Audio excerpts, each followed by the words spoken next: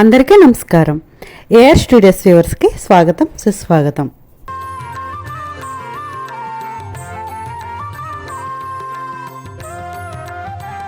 ఈ వీడియోలో మీకు మన స్వర్ణగిరి శ్రీ వెంకటేశ్వర స్వామి వారి ఆలయంలో నిర్మించిన రూమ్స్ గురించి మీకు వివరాలు తెలియజేస్తానండి.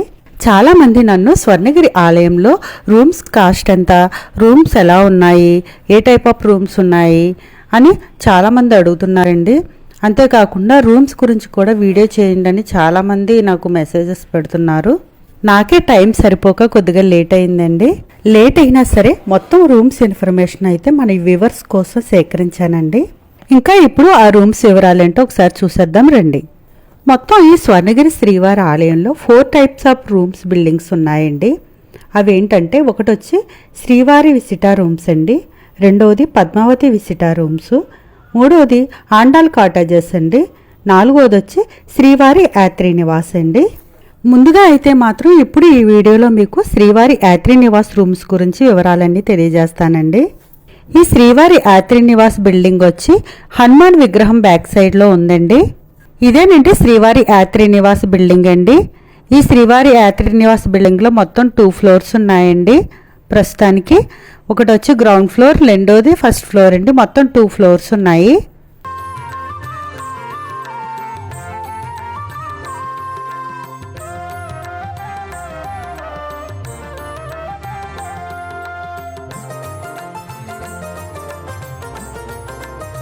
తక్కువ బడ్జెట్లో ఈ శ్రీవారి యాత్రి నివాస్ రూమ్స్ చాలా బెస్ట్ అండి.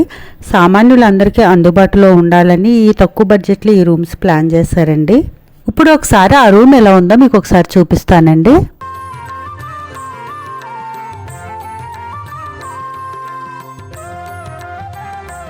ఇది శ్రీవారి యాత్రి నివాస్ రూమ్స్ అండి. ఇక్కడ షేరింగ్లో ఉండొచ్చు, ముగ్గురు షేరింగ్లో ఉండొచ్చు.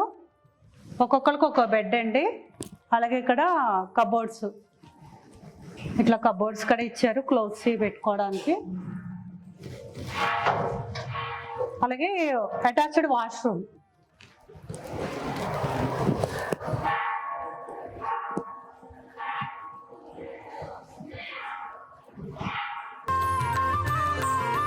ఇవి షేరింగ్ కదండి. ఒక్కొక్కరికి వచ్చి 750 రూపీస్ పడుతుందండి.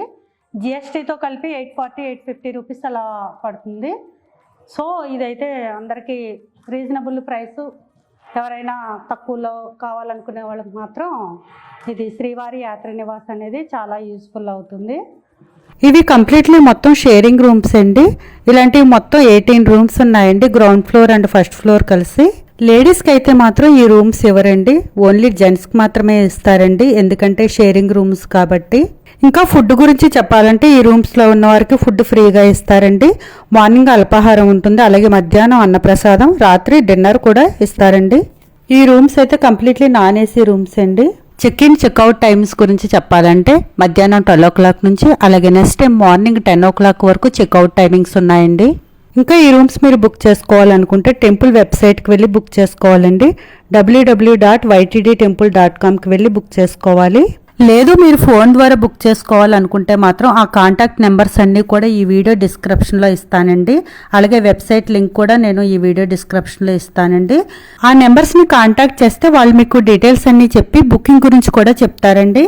లేదు మేము డైరెక్ట్గా వెళ్ళి రూమ్ బుక్ చేసుకుంటాము అనుకునే వాళ్ళు కూడా డైరెక్ట్గా వెళ్ళి కూడా బుక్ చేసుకోవచ్చు, కానీ ఖాళీ ఉంటేనే రూమ్ ఇస్తారండి. డైరెక్ట్గా వెళ్ళి రూమ్ బుక్ చేసుకోవాలనుకునే వాళ్ళు మాత్రం స్వామివారి కళ్యాణ మండప భవనంలో 2nd ఫ్లోర్లో రూమ్ రిసెప్షన్కి వెళ్ళి రూమ్ బుక్ చేసుకోవాల్సి వస్తుందండి. మెట్లు ఎక్కలేని వాళ్ళకి అక్కడ లిఫ్ట్ ఫెసిలిటీ కూడా ఉంది. శ్రీవారి యాత్రి నివాస్ రూమ్స్ గురించి అయితే మొత్తం ఇన్ఫర్మేషన్ ఇచ్చాను అనుకుంటున్నానండి.